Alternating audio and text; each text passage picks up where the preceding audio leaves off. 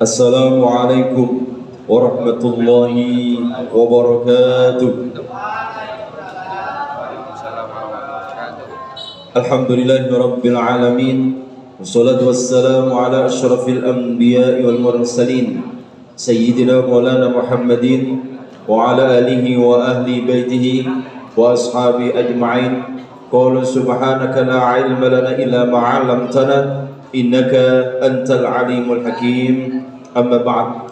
Hadratil muhtaramin, para alim, para ulama, Bapak Ibu dan guru yang hadir saat ini, dan semua siswa-siswi SMA kelas 10, 11, 12 yang dirahmati, disayangi, dicintai oleh Allah Subhanahu wa taala.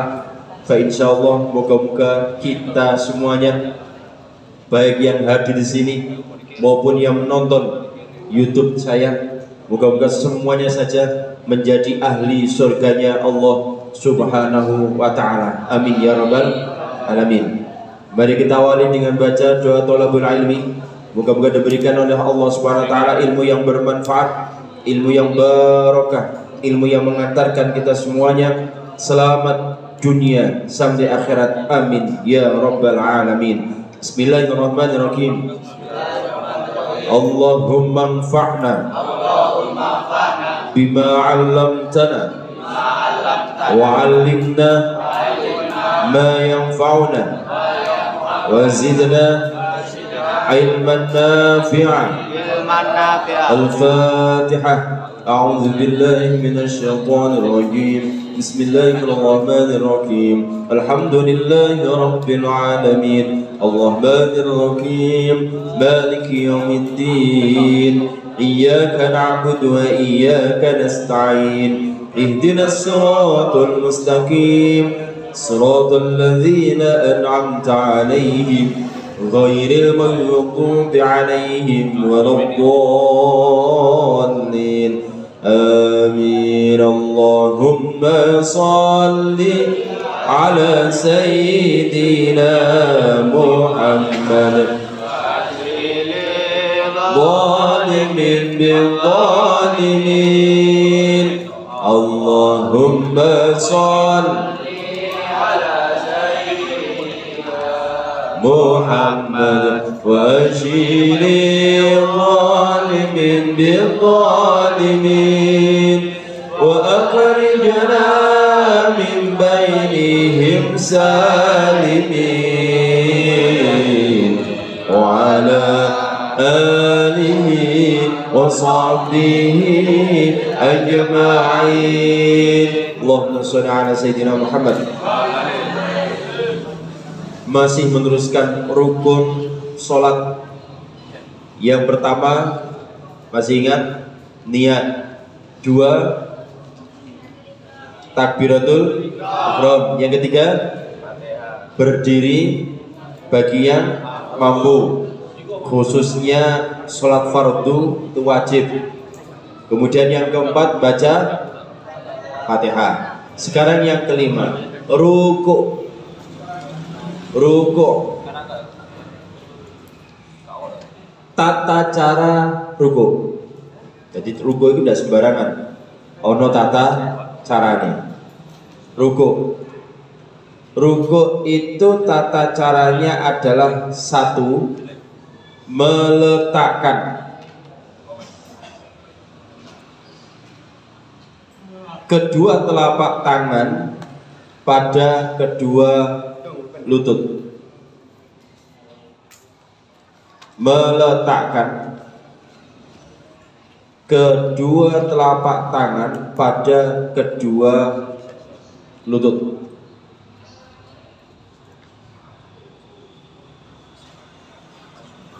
Loh Pak, ruku sendiri itu apa Pak? Kan gitu kan? Ruku sendiri itu apa? Ruku adalah gerakan membungkukkan badan tadi itu dengan beberapa tata cara membungkukkan badan. Jadi ini gak bungkuk, itu bukan ruku. Oke, 1 itu meletakkan kedua telapak tangan pada kedua lutut. Telapak tangan ini harus kedua lutut. Pas lutut itu apa? Dengkul. Pak, kalau di atas dan di bawah dengkul bagaimana Pak? Kurang sempurna. Senajan kalau sholat tetap sah, tapi kurang sempurna. Nek kedukuran ya kendangan, berarti gerik deken. Kalau ke mengisoran ya gak kuat lama. Kenapa? Rawan delosor. Kalau ke nomor kesuwan kan akhirnya delosor. Oke. Yang kedua, tata cara rukuk tadi itu. Yang kedua telapak tangan menekan kedua lutut. Kedua telapak tangan menekan kedua lutut. Ya nekennya aja teman-teman. Nih teman-teman nanti akhirnya betul. Ya, betul. Yang ketiga, merenggangkan jari jemari. Jadi ketika megang lutut dengkul, tangannya direnggangkan. Jadi dicekeli gitu ya. Dengkulnya dicekeli. Ojo ngececer ngene, ojo ngene. Ngene akhirnya kan dia gak nyekeli dengkul sambil dipegang. BBE dengkulnya loro karo disentuh maksudnya. Sebab apa? Tangan ini salah satu cara untuk mengobati penyakit. Maka kalau kanjeng Nabi ada orang yang sakit, itu dipegang. Pegang seret didongani. Termasuk tenaga dalam, biasanya pakai ini, seret. Yes, langsung kemudian guling. Kira-kira. Makanya pakai tangan. Nah, tangan menyentuh yang namanya dengkul. Yang ke berapa? Keempat, merenggangkan kedua sikunya dari lambung. Ojo mepet, sikunya ojo mepet, direnggangkan. Contohnya nanti kapan-kapan sekaligus praktek. Merenggangkan kedua sikunya dari lambung. Jadi ojo mekungkung, ojo ditekuk, tapi kemudian gini, direnggangkan. Lambungnya tentunya tidak disentuh lambungnya. Nek lambungnya disentuh berarti kan mepet gini. Oke, tambah lucu kabeh, tambah angel kabeh. Nek mepet lambung. Kelima, membentangkan dan meluruskan punggung sampai selurus papan tulis. Membentangkan dan meluruskan punggung sampai selurus papan tulis. Membentangkan dan meluruskan punggung sampai selurus papan tulis. Atau kalau diistilahkan, ketika punggung itu dikasih air, yang airnya di dalam gelas, gelasnya gak putar, saking lurusnya. Jadi kamu punggung ini, tapi lurus gitu. Karena ada yang mengkungkungnya, itu goleng kalau dikasih air. Yang keenam, membungkukkan punggung tidak terlalu ke bawah. Membungkukkan punggung tidak terlalu ke bawah dan tidak pula mendongak terlalu ke atas. Membungkukkan tidak terlalu ke bawah, juga tidak terlalu ke atas, alias tengah-tengah. Paham? Understand? Ya seperti kalian itu. Pokoknya jangan nemen-nemen terlalu ke bawah, ojo juga jangan ke atas. Itu terkait dengan rukuk. Nah, apa yang dibaca? Yang dibaca adalah Subhana Rabbiyal Adimi. Jadi ketika rukuk itu baca doa itu. Ada yang baca Subhana Rabbiyal Adimi tok. Ada yang Subhana Rabbiyal Adimi wabihamdi. Pak, apa artinya Pak? Subhana Maha Suci, Rabbiya Tuhanku, Tuhan saya, Al Adimi kang agung, wa bihamdi dan maha suci Gusti Allah. Apa namanya, segala puji miliknya Gusti Allah. Wa bihamdi lan sakabehane puji milik Gusti Allah. Itu pas wae ruku. Makanya kalau ruku itu aja mau taltul tok diresapi. Subhana rabbiyal azimi wa bihamdi. Ngono. Maha suci Gusti Allah. Gusti Allah yang maha hebat mas segala-galanya. Itu bacaan yang dibaca. Yang keenam dari rukun sholat gandengan dari ini adalah tumak nina. Tumak nina. Tumak nina.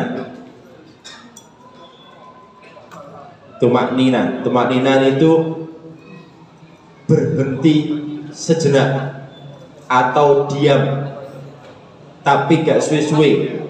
Diam sejenak sebatas mana? Minimal bacaan subhanallah. Minimal bacaan subhanallah. Kalau subhanallah itu sudah terlampaui, berarti sudah tumak nina. Makanya mohon maaf ya, mohon maaf. Kenapa dalam sholat terus kemudian imamnya i'tidal itu sudah ketinggalan rakaat? Sebab aturan mainnya berjamaah. Kalau sudah ketinggalan 2 rukun, maka dia dikatakan sebagai bentuk bahwa dia ketinggalan dalam sholat. Maka kalau kemudian 2 rukun terlampaui, maka sholatnya bisa batal berjamaah. Di mana Pak 2 rukun? Coba dilihat ruku 1 rukun sama tumak nina. Berarti kan 2 rukun. Maka ketika i'tidal sudah kehilangan 2 rukun atau ketinggalan 2 rukun, maka dia ketinggalan rakaatnya imam. Understand? Jadi ingat-ingat 2 rukun itu ternyata tumak nina masuk rukun. Dulu ya. Ojo kemudian kan ketinggalan ruku itu. Iya, tapi di dalam ruku ada tumak nina. Oke. Sekarang apa makna ruku? 1, supaya tahu apa makna ruku. Pengakuan akan kebesaran Allah Subhanahu wa ta'ala. Makanya di seluruh ruku Gusti Allah ku maha hebat. Kongkon ruku loh, awake melo ruku. Dan Gusti Allah tuh maha hebat. Dan itu nanti ada nilai-nilai kesehatan khusus. Oke, itu 1 ya. Pengakuan akan kebesaran Allah Subhanahu wa ta'ala. Makna ruku 1, pengakuan akan kebesaran Allah Subhanahu wa ta'ala. Yang kedua, kerendahan hati. Kerendahan hati. Maksudnya apa Pak? Kerendahan hati bahwa kita ini lemah di hadapan Gusti Allah. Lemah gak iso lapo-lapo. Kok pas wae ruku dijongkrokno nunggu golek. Ya.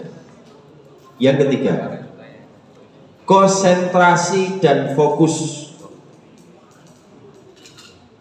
Konsentrasi dan fokus menghilangkan pikiran-pikiran yang mengganggu. Makanya nek wayahe ruku ojo pikirane macam-macam. Yang dilihat, Pak, kalau ruku itu saya biasanya merem Pak, termasuk baca Fatihah Pak. Bagaimana hukumnya? Sholat merem gak melek, apa hukumnya? Sah atau enggak? Oh tetap sah. Cuma sholat merem itu makruh. Jadi mulai awal sampai akhir kok merem, itu makruh. Kenapa kok makruh? Sebab nanti jika ada apa-apa, mungkin nono tekek atau apa ya, mungkin nono arek ayu kan gitu kan, maka atau mungkin ada ular ya, ada hewan yang mengganggu, itu nanti membahayakan. Sehingga Kanjeng Nabi pun selama sholat itu tidak merem, melek.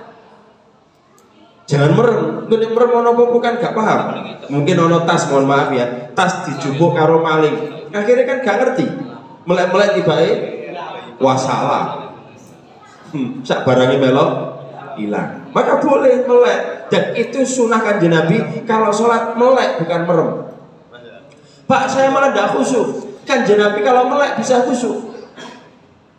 Ya sesekali kalau kalian pengen khusyuk, oke lah mungkin gayanya merem-merem, tapi hasilnya itu melek. Semakin khusyuknya tingkat tinggi itu marah melek. Belum akan ada anak-anak lewat dan seterusnya. Iya. Berarti Kanjeng Nabi juga demikian, ketika sholat diganggu sama cucunya naik punggung. Apa Kanjeng Nabi tidak ngerti? Tapi bisa khusyuk. Iya. Jadi khusyuk itu bukan kemudian murem terus kemudian lali sembarang kali, tidak. Nah, di sekolah nang masjid ketika maghrib isya ono arek luwak rame durina dhewe-dhewe, karena di masjid masing-masing itu kan masih ada anak-anak yang belum bisa dikondisikan. Itu kok bisa khusyuk, hebat.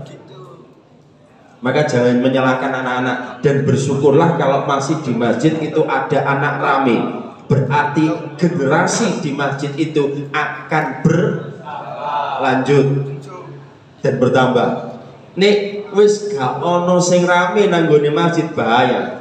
Wong tuwek-tuwek tok umur 50 swidak. Masalah iki. Orang ini kok mati, mohon maaf ya, meninggal dunia, gak ono sing terusno. Tapi yang ngono, kalian sebagai generasi penerus, yang ono arek rame dikandani. Dene wae salat kok rame, gak apa-apa, babano.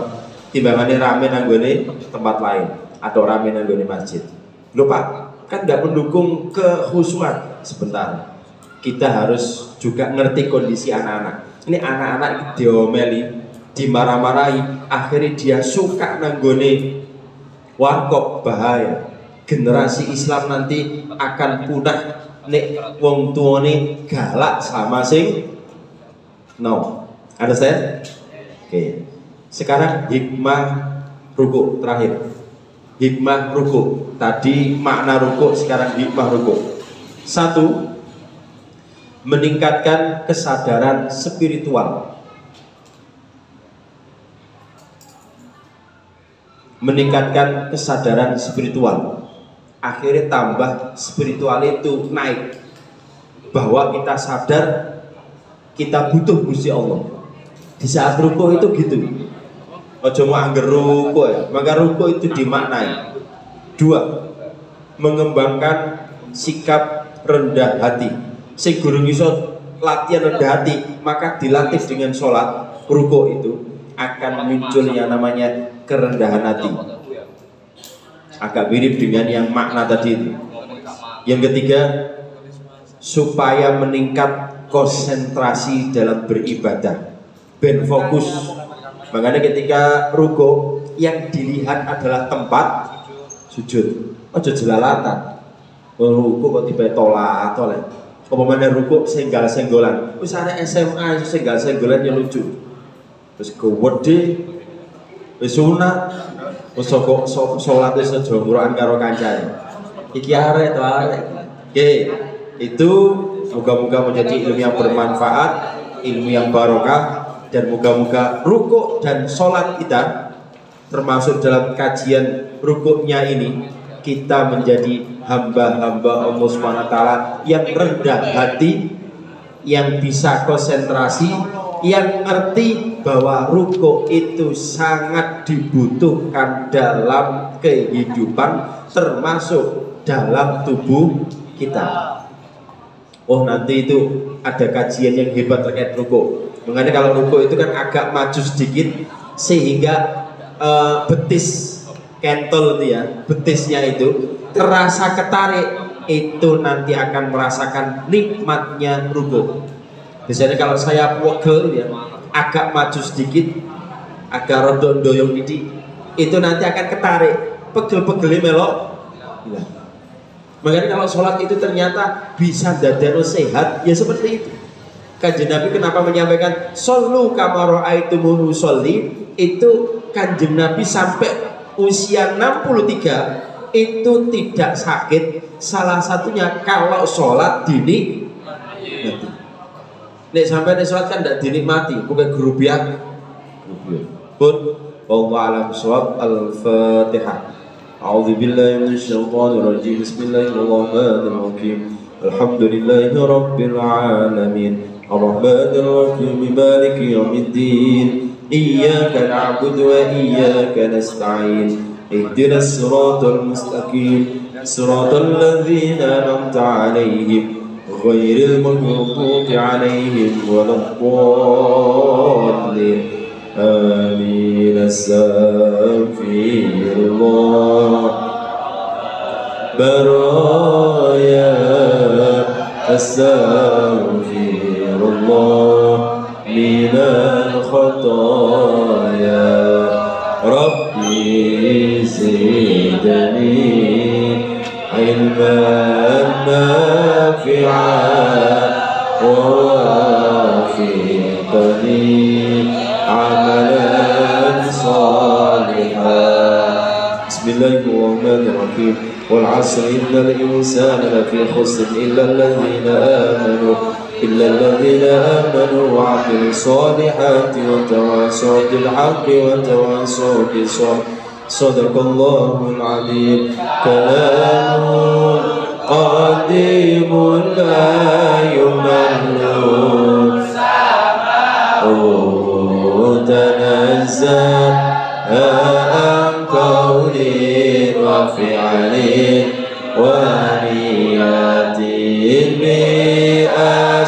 بأستغفر من كل داء ونور دليل لقلبي عين تجلي وخيراتي فيا ربي متعني بسري حروفي ونور به قلبي وسمعي وعقلاتي كفرة المجلس سبحانك اللهم وبحمدك أشهد أن لا إله إلا أنت أستغفرك وأتوب إليك والله موفق لك من طريق السلام عليكم ورحمة الله وبركاته.